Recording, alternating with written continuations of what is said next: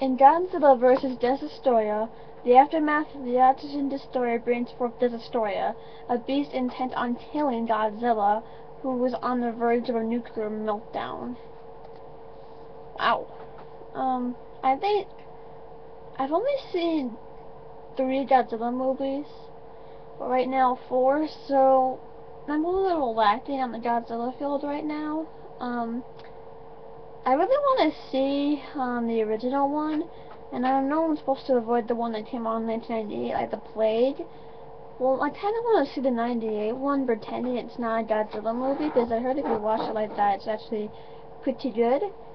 But I have to say, out of all the Godzilla movies I've seen so far, Godzilla Final Wars, Godzilla 2000, and Godzilla vs. King Ghidorah, I think this is probably the best one. I mean, it was just the most entertaining to watch. It was definitely a little depressing. I mean, the ending was actually pretty shocking. I mean, I knew, what happened at the end was gonna happen, that in a Godzilla movie. Like, I knew that this was a part of the Heshi series, and I knew that in one of the Heshi movies, in the last one, that this happened, but I didn't know that this was it, so when the ending came, I was actually pretty surprised. But, obviously, you know, 3, 6, 7, 8, 3 years later, that one movie came out, and then, 2 years after that, Toho released Godzilla 2000 to the theaters, which I've seen, and it's awesome. But I think Godzilla vs. Destroyah, Destroyah, but I just think Godzilla vs. Destroyah was, really entertaining, really good.